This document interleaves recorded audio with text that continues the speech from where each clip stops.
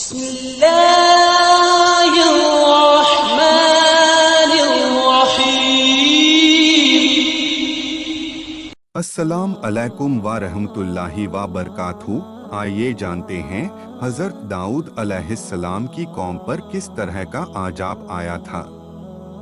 ایک ایسی قوم جس پر اللہ پاک نے اپنا دردناک عذاب نازل فرمایا اور اس قوم کے تمام لوگوں کو اللہ پاک نے بندر بنا دیا. آخر اس قوم کے لوگ ایسا کون سا گناہ کرتے تھے جس کی وجہ سے اللہ پاک نے ان پر یہ دردناک عذاب نازل فرمایا؟ اور یہ لوگ بندر بننے کے بعد کتنی دن تک زندہ رہے اور پھر ان کو کس طرح دردناک موت آئی؟ اور جب یہ لوگ بندر بن گئے تو یہ اپنے عزیزوں آقار کو دیکھ کر ان سے کیا کہتے تھے؟ اور کیا آج کے دور میں پائے جانے والے بندر اسی قوم کی نسل میں سے ہیں؟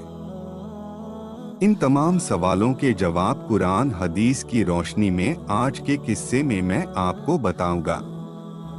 لہٰذا آپ سے گزارش ہے کہ اس قصے کو آخر تک پورا پڑھے اور خوب شیئر کرے تاکہ ہر مسلمان بھائی بہن ہمارے اسلام کے بارے میں جان سکے. انسانوں کے بندر بننے کی ابتدا حضرت داؤد علیہ السلام کے دور سے ہوئی. اس واقعے کا پس منظر کچھ یوں ہے. حضرت داؤد علیہ السلام اور ان کی قوم سمندر کے کنارے الا نامی ایک بستی میں رہتے تھے اور ان کی تعداد تقریباً 70,000 کے قریب تھی. یہ قوم بڑی ہی خوشحال تھی اور اللہ پاک کی بہت زیادہ فرما بردار قوم تھی. اس قوم کو اللہ پاک نے بے شمار نعمتوں سے نوازا تھا اور ہر طرف ہرے بھرے باغ تھے اور ہر طرف ہریالی ہی ہریالی تھی اور اللہ تبارک و تعالیٰ کی بے پناہ کرم نوازی تھی اور یہ لوگ اپنی اس زندگی میں بہت ہی زیادہ خوش تھے. حضرت داؤد علیہ السلام کی قوم چونکہ سمندر کے کنارے رہتی تھی اور اللہ تبارک تعالیٰ کا ان پر اس قدر کرم تھا کہ سمندر کے اس کنارے پر بے شمار مچھلیاں آتی تھیں جن کا یہ لوگ کاروبار کرتے تھے اور بہت ہی خوشحالی والی زندگی گزارتے تھے. جب یہ قوم اللہ پاک کی مہربانیوں کی وجہ سے خوشحال ہو گئی تو پھر یہ قوم اللہ پاک کی نافرمانیوں کی طرف اتر آئی اور طرح طرح کے گناہوں میں مبتلا ہو گئی اور پھر اللہ پاک نے ایک دن اس قوم کا امتحان لینے کا ارادہ فرمایا اور حضرت داؤد علیہ السلام کو وحی بھیجی کہ اپنی قوم سے کہہ دیں کہ ہفتے والے دن مچھلی کا شکار کرنا بند کر دیں. اور اس طرح اللہ پاک نے حضرت داؤد علیہ السلام کی قوم پر ہفتے والے دن مچھلیوں کا شکار حرام کر دیا اور پھر یہاں سے اس قوم کی بربادی شروع ہو گئی. حضرت داؤد علیہ السلام نے اپنی قوم کو بتایا کہ اللہ پاک نے ہفتے والے دن مچھلیوں کے شکار کو حرام قرار دے دیا ہے. تو وہ لوگ بہت ہی زیادہ پریشان ہو گئے اور ساری قوم سر جوڑ کر بیٹھ گئی کیونکہ ہفتے کا دن ہی وہ دن تھا جس میں مچھلیاں بہت ہی زیادہ تعداد میں آتی تھی اور خود بخود کنارے پر آ جاتی تھی اور باقی دنوں میں بہت ہی کم یعنی کہ نہ ہونے کے برابر ہی مچھلیاں پکڑی جاتی تھی. اس قوم کا گزر بسر چونکہ مچھلیوں کے شکار پر تھا. اس وجہ سے اللہ تعالیٰ کا یہ حکم سن کر یہ قوم پریشان ہو گئی. یہ لوگ اس بات سے بے خبر تھے کہ یہ صرف اللہ کی طرف سے ایک امتحان اور ان کی آزمائش ہے. پھر شیطان نے ایک دن ان کے دلوں میں وسوسہ ڈالا کہ سمندر سے نالیاں نکال کر خشکی میں بڑے بڑے حوض بنا لیے جائیں. جب ہفتے والے دن مچھلیاں آئیں گی تو وہ ان نالیوں میں سے ہوتے ہوئے بڑے بڑے حوضوں میں آ جائے گی اور اس طرح پھر ان نالیوں کا منہ بند کر دیا جائے اور پھر اگلے دن یعنی اتوار والے دن ان کو پکڑ لیا جائے. شیطان نے اس قوم کے لوگوں کو برگلایا کہ اس طرح ہم ہفتے والا دن شکار سے بھی بچ جائیں گے اور مچھلیاں بھی ہمارے ہاتھ آ جائے گی. بہت سے لوگوں کو یہ وسوسہ اچھا لگا اور انہوں نے ایسا ہی کرنا شروع کر دیا और उन्होंने समंदर से छोटी छोटी नालियां निकालना शुरू कर दी, जिसके जरिए ज्यादा मिकदार में मछलियां उन हौजों में आना शुरू हो गई। इस कौम के बदबख्त लोगों को शैतान का ये हीला बहुत पसंद आया, लेकिन इस कौम के लोगों ने ये ना सोचा कि जब मछलियां समंदर से आके उन हौजों में कैद हो गई तो वो मछलियों का शिकार ही हो गया। इसलिए ये शिकार भी हफ्ते वाले दिन ही करार पाया, जो कि अल्लाह पाक ने हराम करार दिया था। इस मौके पर यहूदियों के 3 गिरोह हो गए। कुछ लोग ऐसे थे जो शिकार के इस हीले से मना करते थे और नाराज होकर शिकार से बाज रहे, और कुछ लोग इस काम को दिल से बुरा जानकर खामोश रहे और उन्होंने शिकार नहीं किया, लेकिन दूसरों को मना भी नहीं करते थे और नसीहत करने वालों से ये कहते थे कि तुम लोग ऐसी कौम को नसीहत कर रहे हो जिन्हें अल्लाह तबारक व ताला अनकरीब हलाक करने वाला है और इन पर अपना दर्दनाक आजाब नाजिल फरमाने वाला है। और इस कौम के कुछ लोग ऐसे थे जो सरकस और नाफरमान लोग थे, जिन्होंने अल्लाह ताला के हुक्म की ऐलानिया मुखालफत की और शैतान की हिलेबाजी को मानकर हफ्ते वाले दिन भी शिकार करने लगे। ये लोग अल्लाह पाक के हुक्म की खुल्लम खुला मुखालफत करते और हफ्ते वाले दिन मछलियों का शिकार करके उनको खाया करते और उनको बेचा करते थे।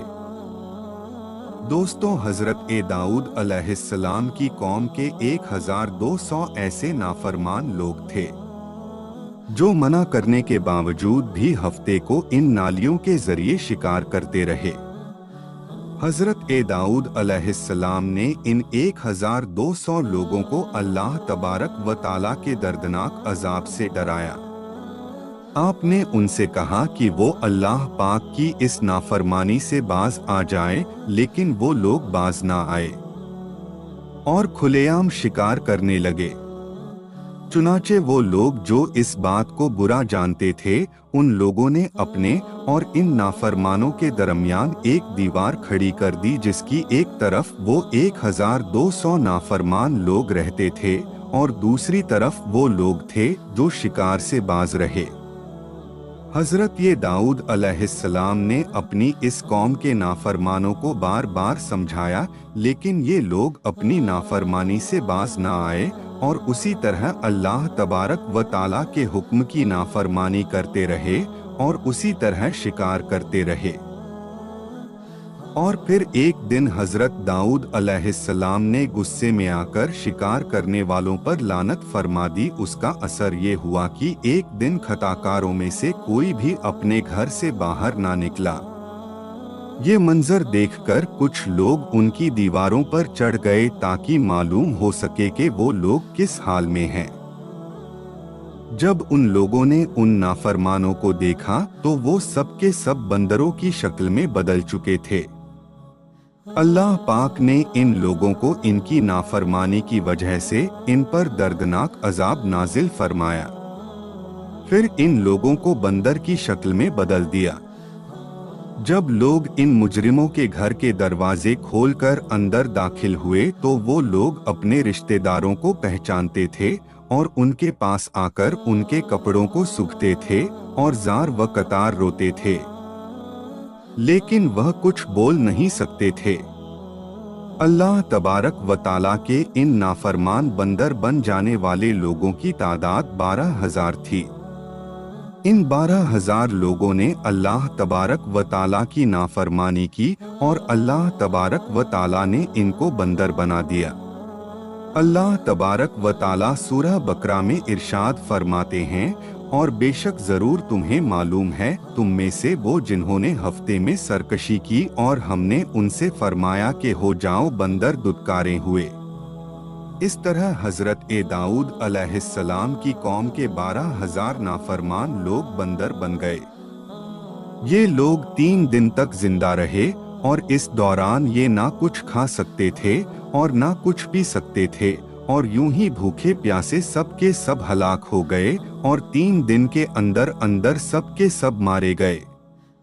और वो लोग जो इन नाफरमानों को अल्लाह तबारक व ताला की नाफरमानी से मना करते थे, अल्लाह तबारक व ताला ने उनको इस अजाब से सलामत रखा, और वो लोग जो इस शिकार को बुरा जानकर खामोश रहते थे, अल्लाह तबारक व ताला ने उनको भी इस अजब से महफूज रखा।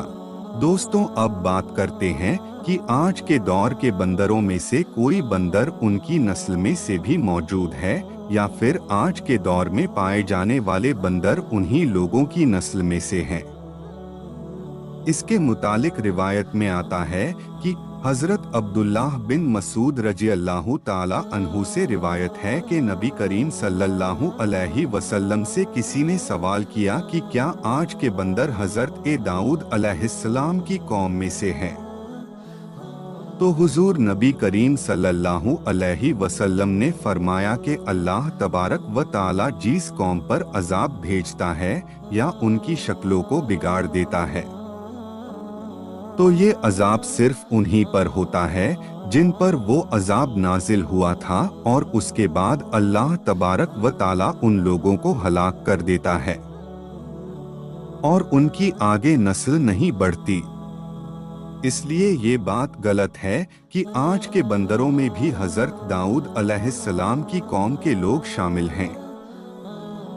ऐसा कुछ भी नहीं है। वो लोग सिर्फ और सिर्फ 3 दिन जिंदा रहे और फिर सबके सब हलाक हो गए, और अल्लाह तबारक व ताला ने उस कौम के नाफरमानों को सफाए हस्ती से मिटा दिया। दोस्तों, ये थी हजरत दाऊद अलैहिस्सलाम की कौम का बंदर बनने का वाकया। दोस्तों, इस इबरतनाक वाकया से हमें ये सीखने को मिलता है कि अल्लाह तबारक व ताला की हमेशा फरमाबरदारी करना चाहिए। अल्लाह तबारक व ताला की नाफरमानी नहीं करना चाहिए। अल्लाह तबारक व ताला हम सबको दीन के रास्ते पर चलने की तौफीक अता फरमाए। अमीन या रब्बुल आलमीन। इस वीडियो को देखने के लिए शुक्रिया। ऐसी और खूबसूरत वीडियो के लिए हमारे चैनल को सब्सक्राइब करें, लाइक करें और कमेंट करें। अपना ख्याल रखें। अल्लाह हाफिज।